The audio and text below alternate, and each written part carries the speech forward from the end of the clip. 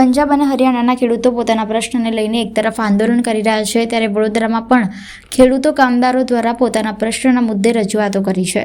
કિસાન સભા અને કામદાર સંગઠન દ્વારા વડોદરા જિલ્લા કલેક્ટરને આવેદનપત્ર આપી રજૂઆતો કરવામાં આવી હતી કે સંગઠનો દ્વારા ખેત પેદાશોના ટેકાના ભાવ એટલે MSP આપવાનો કાયદો બનાવ્યો અને તમામ ખેત ઉત્પાદનોને ટેકાના ભાવથી ખરીદવાની ગેરંટી આપી હતી.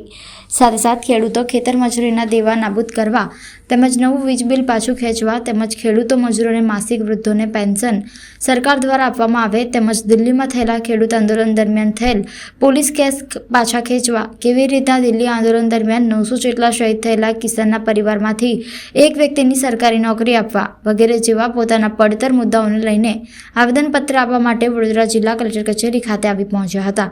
ભારત કૃષિપ્રધાન દેશ કહેવાય છે, જે જગતનો તાત લોકોના પેટની આંગ ઠારે છે. આજે તેને જ આંદોલનો અને રજૂઆત કરવાનો દોર આવ્યો છે.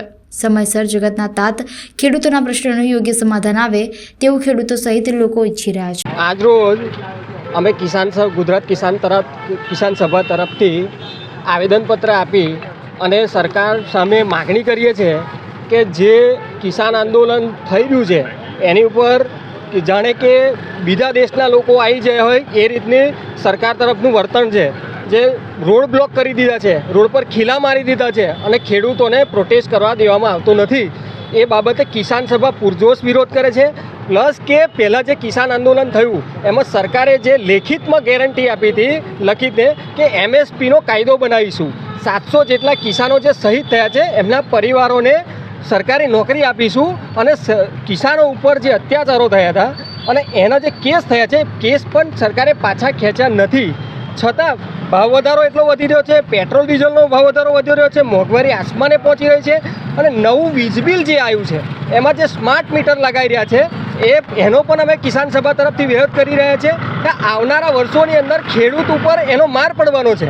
કેમ કે જે હોર્સ પાવર પર જે વીજળી મળતી હતી ખેડૂતને અત્યારે યુનિટ પર મળશે અને સ્માર્ટ મીટર લગાવ્યા પછી જે ખાનગીકરણ કર્યું છે એ કંપનીઓને છૂટો દોર આપી દેવામાં આવશે કે તમે કેટલા યુનિટ સુધી લેવાની. એ જે તમામ માગણીઓ લઈને અને જે ખાનગીકરણ થઈ રહ્યું છે આજે જે તમામ સરકારી સાહસોને વેચી રહ્યા છે. બીજું કે કોન્ટ્રાક્ટ પ્રથા નાબૂદ કરવી જોઈએ. જે લેબર કોડ આવ્યા છે 4 એ કામદાર વિરોધી છે અને માલિક તરફી છે. આજે શોષણ એટલું બધું વધી રહ્યું છે કે ખાનગી કંપનીઓ અંદર, પ્રાઇવેટ કંપની અંદર છટણી થાય છે, લોકોને કાઢી મૂકવામાં આવે છે, એમની પર દમન થઈ રહ્યું છે. સેફટીના સાધનો વગર પણ કંપનીઓ ચાલે છે, છાસવારે મોટા મોટા હોનારતો થાય છે. આ તમામ બાબતે અમે કિસાન સભા સપોર્ટ કરીએ છીએ અને આંદોલન કરીશું અને જ્યાં સુધી કિસાનો ઉપર અત્યાચારો બંધ નહીં થાય, MSPનો કાયદો બંધ નહીં થાય, લાગુ નહીં કરવામાં આવે, જેવી રીતે મોદી સાહેબ કે મોદીની ગેરંટી, તો MSPની પણ ગેરંટી આપો સાહેબ, તો મોદી ગેરંટી કહેવાય.